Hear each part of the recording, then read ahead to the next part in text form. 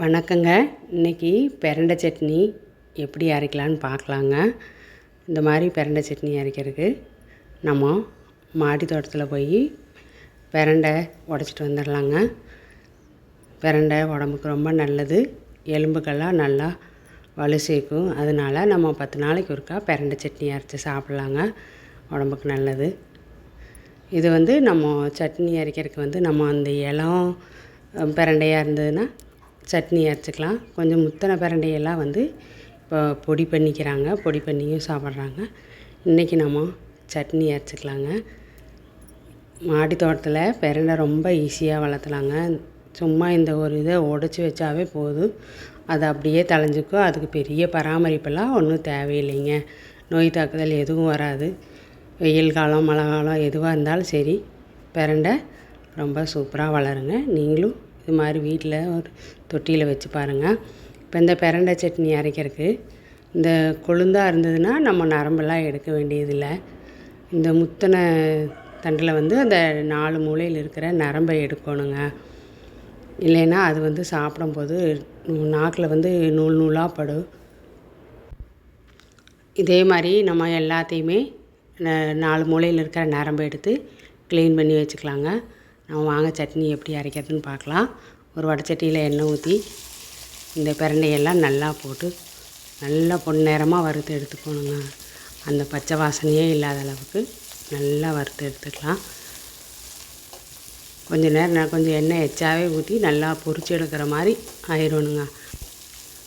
இப்போது நல்லா வறுத்து இதை எடுத்து நம்ம தனியாக வச்சுக்கலாங்க. இந்த அளவுக்கு நல்லா பொரிஞ்சு வந்தோடனே எடுத்து நம்ம வேறு தட்டில் போட்டு வச்சுட்டு, திருப்பி அதே வடைச்சட்டியில் நம்ம வெங்காயம் மிளகாயெல்லாம் போட்டு வதக்கிக்கலாங்க. இதை நம்ம பூரா அப்படியே எடுத்துகிட்டு ஒரு 4 பல் பூண்டு போட்டு ஒரு சின்ன துண்டு பெருங்காயம் போட்டுக்கலாங்க. ஏன்னா இந்த சட்னிகளுக்கு கொஞ்சம் பெருங்காயம் போட்டால் நல்லா வாசனையாக இருக்கும். பெருங்காயம் போட்டு இதையும் வதக்கிட்டு சின்ன வெங்காயம் கொஞ்சம் போட்டுக்கலாங்க.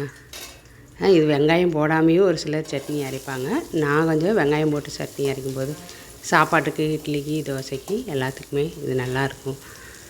நல்லா வெங்காயம் கொஞ்சம் போட்டுட்டு காரத்துக்கு தேவையான அளவுக்கு வரமிளகா போட்டுக்கலாங்க. போட்டு நல்லா வதங்கினதுக்கப்புறமா இதையும் தனியாக நம்ம எடுத்து அதே தட்டத்தில் போட்டு வச்சுக்கலாங்க. இது தனியாக எடுத்துகிட்டு கொஞ்சமாக மறுபடியும் கொஞ்சம் எண்ணெய் ஊற்றிக்கலாங்க. எண்ணெய் கம்மியாக இருக்குது. கடலைப்பருப்பு ஒரு 2 ஸ்பூன் அளவுக்கு கடலைப்பருப்பும் உளுந்து பருப்பும் போட்டு வறுத்துக்கலாங்க. சட்னி நல்லா மணமாக இருக்கும்.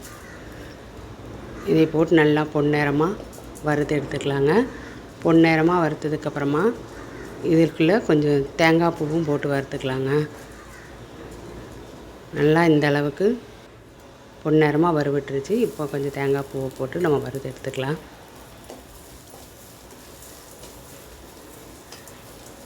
இதையும் வறுத்து எல்லாம் ஒன்றா போட்டுட்டு தேவையான அளவுக்கு உப்பு, புளி எல்லாம் சேர்த்து நம்ம இப்போ சட்னி அரைச்சிக்கலாங்க. இந்த சட்னி சாப்பாட்டுக்கு, இட்லி தோசைக்கு எல்லாத்துக்குமே நல்லா இருக்குங்க. நீங்களும் இது மாதிரி வீட்டில் செஞ்சு பாருங்கள். இந்த வீடியோ பிடிச்சிருந்தா லைக் பண்ணுங்கள், கமெண்ட் பண்ணுங்கள், சப்ஸ்கிரைப் பண்ணுங்கள். நன்றி.